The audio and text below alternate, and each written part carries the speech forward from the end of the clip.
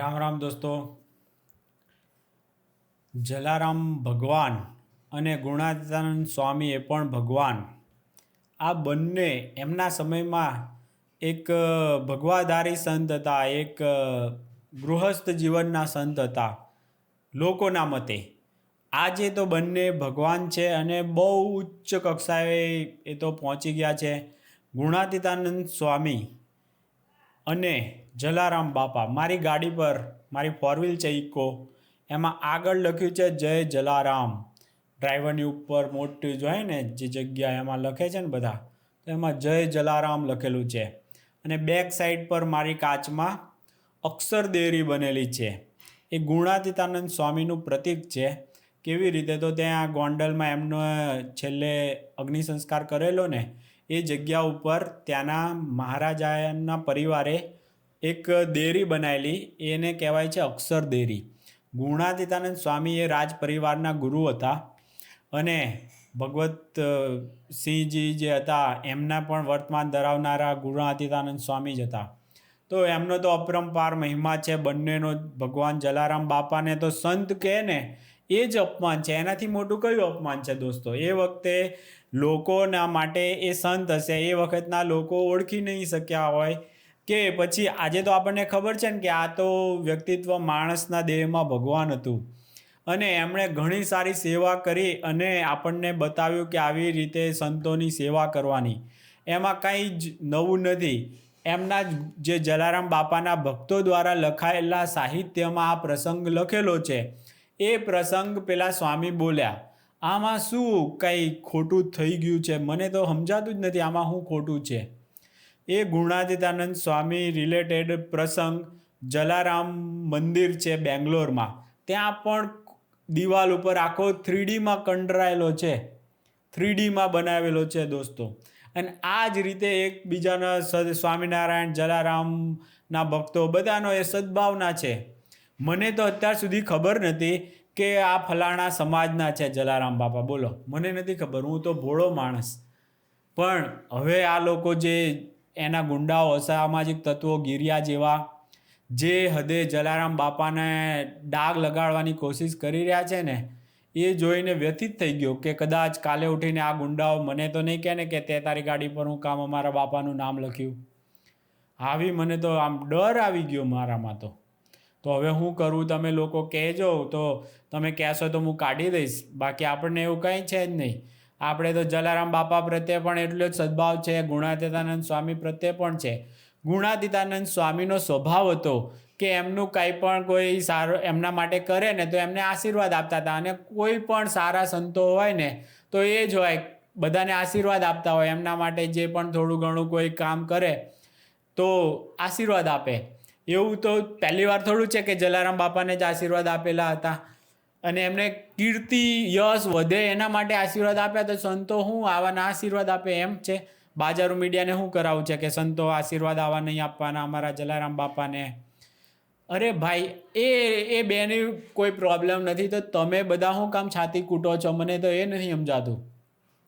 કોઈ સ્વામી એમના ઉપરથી સારું વાત છે કે જલારામ બાપાના પણ વાતો સ્વામિનારાયણવાળામાં થાય છે, તો આ તો ઉપરથી ગર્વનો વિષય છે.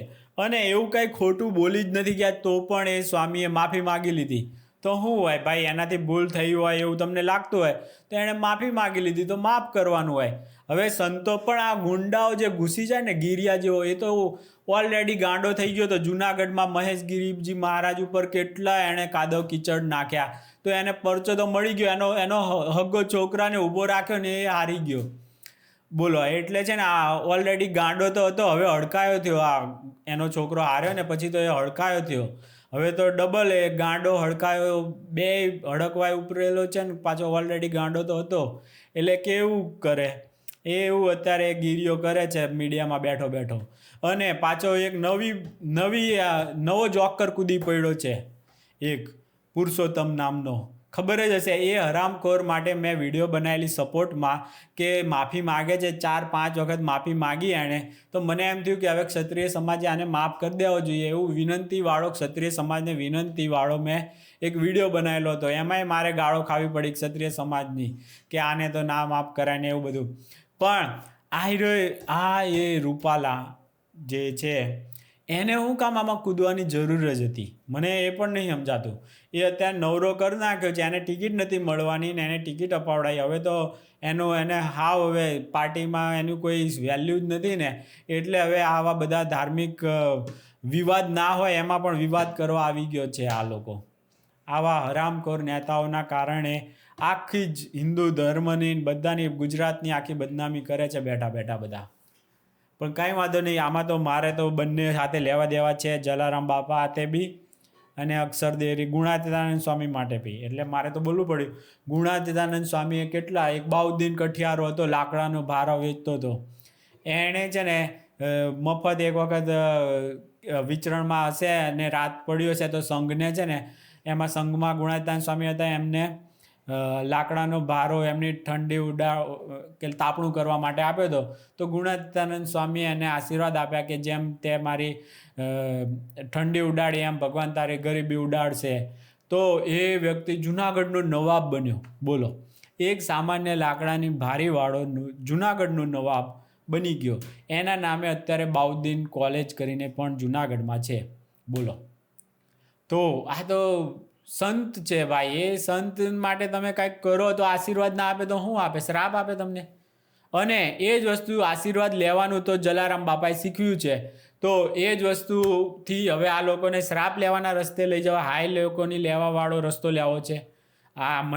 મને ખુદને એમ થઈ ગયું કે આ હું જલારામ બાપાને તો આપણે ઓળખતા જ નથી. આ તો અમુક છપરી બાજોના, આ તો હવે તો એમના બનાવેલા છે. હવે તો એમના જ છે, એમના સિવાય બીજા કોઈને ના કહેવાય, કાંઈ એમનું નામ ના લેવાય. કેવી પ્રજાતિ હવે ગુજરાતમાં આપણે જોવી પડે છે. એને તો મહેશ ગિરીજી મહારાજે ભયંકર પરચો બતાવ્યો છે, પણ હજુ એટલામાં એને સંતોષ નથી થયો. એને હવે આનાથી વધારે ગિરિયાને તો વધારે મોટું એને તો એનું નુકસાન કરાવવું છે. તો હવે કરશે, ભગવાન કરશે. સંતોના શ્રાપ લેશે તો ક્યાં છૂટવાના છે આ બધા? હે પ્રભુ, ભગવાન બચાવે હવે આ લોકોથી. આપણે તો ફૂલ સપોર્ટ છે એ સ્વામીને છે, સ્વામિનારાયણવાળા જે સ્વામી છે એમને છે, ગુણાતીતાનંદ સ્વામીને પણ છે ફૂલ સપોર્ટ. અને સૌથી મોટો સપોર્ટ તો જલારામ બાપાને છે ને. ભગવાન હતા એ વખતના, એ ભગવાન હતા.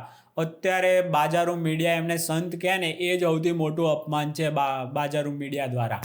આ ઉઠાવો તો એમના મંદિરો છે, જલારામ બાપાના ઓછા મંદિરો છે, કેટલા મંદિરો છે. અને એ ભગવાન છે એટલે એમના મંદિરો છે. તો આ જલારામ બાપા એક સંતનું અપમાન, આવું બધું બોલે છે ને. એ જ પહેલાં તો હરખી રીતે ભગવાનનું અપમાન કર્યું એમ બોલતું પહેલાં. ભલે તારે વિવાદ જ કરવો છે ને તો થોડોક સુધારો કર. આમાં સંત કહેવાનું બંધ કર જલારામ બાપાને. ભગવાન છે. અને ગુણાતીતાનંદ સ્વામી તો આખી દુનિયામાં અક્ષરધામ જે નામ કહેવાય છે ને, એ અક્ષરધામ એ ગુણાતીતાનંદ સ્વામીનું જ નામ છે. આખી દુનિયામાં એમના મંદિરો છે અને અતિ ભવ્ય છે. વર્લ્ડ રેકોર્ડ તોડે ને એવડા મોટા મંદિરો છે એમના તો. એટલે બેયનું એ ભગવાન એમના લાઈફમાં એમણે કંઈક કરીને બતાવ્યું ને, એ રસ્તે તમે ચાલો ને તો તમે ભગવાન જેવા બનવાની તમારામાં પોટેન્શિયલ તમને આપેલું જ છે. એ લોકોએ રસ્તો બતાવ્યો કે લો, ભૂખ્યાને ભોજન આવું પહેલાં કરવાની જરૂર હતી, એટલે એ વખતે એમણે બતાવ્યું હતું. તો એવું જ માનવની સેવા કરવાનું ને એવું કરો તો બી તમે સારામાં સારો યશગાન, તમે એમના જેવી કીર્તિ તમે પણ પ્રાપ્ત કરી શકો. અને ભગવાને પોટેન્શિયલ બધા માણસમાં મૂકેલું છે કે એમના રસ્તે આપણે ચાલીએ તો આપણે પણ ભગવાન જેવી કીર્તિ પ્રાપ્ત કરી જ શકીએ. એમાં કોઈ બેમત છે જ નહીં. તો દોસ્તો, થોડુંક તમારું પણ મગજ હોય છે ને. બાજારું મીડિયા તો છે ને પૈસા લઈને જેમ ફાવે ને એમ બકવાનું છે. એનું તો કામ જ એ છે વાદ વિવાદ કરાવવાનું. એને એમ નહીં દેખાય કે જો ભાઈ ફલાણું છે. કેટલું તમે નીકળો ને તો કેટલા મુદ્દાઓ છે પબ્લિકના, પણ એવા કોઈ મુદ્દા નથી ઉઠાવવા. બાજારું મીડિયાને બસ સ્વામિનારાયણવાળાની પાછળ પડી જવું છે આદુ ખાઈને.